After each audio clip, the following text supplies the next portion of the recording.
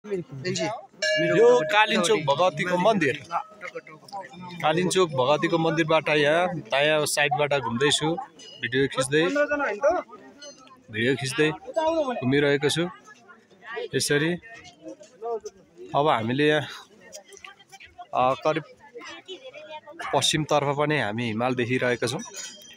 यता पूर्व पश्चिम उत्तर यो चाहिँ दक्षिण साइड। यता दक्षिणतर्फ पहाडका यति राम्रा श्रृङ्खलाहरू देखिन्छ। तल कुरी बजारलाई हामी यसरी निहाल्न सक्छौँ। कुरी गाउँ भनौँ। यो तल यति गहिरो खोज छ, अब हामी यो हेर्नुहोस्, यो मेरो दायाँ साइडमा कालिन्चोक भगवतीको मन्दिर एकचोटि देखाउँछु म। कालिन्चोक भगवतीको मन्दिरमा भक्तजनहरू लाइनमा बसेर पूजा गरिराख्नु भएको छ। कालिन्चोक भगवतीको तपाईहरु पनि दर्शन गर्नुस्।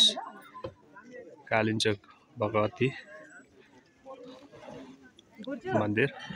अब यसलाई हामी सत्तल भन्छौँ। सत्तल चाहिँ राम्रो सत्तल निर्माण गरिएको छ, दाँची इँटाको प्रयोग भएर चाहिँ बनाइएको छ।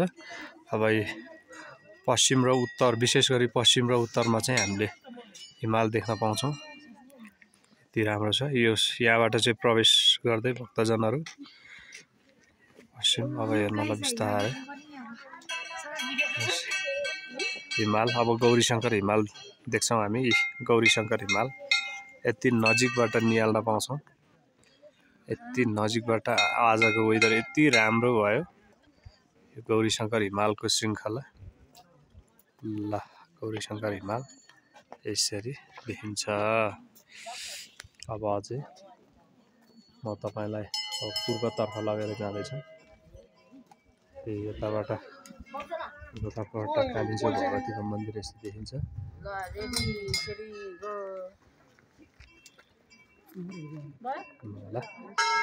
कति राम्रो छ।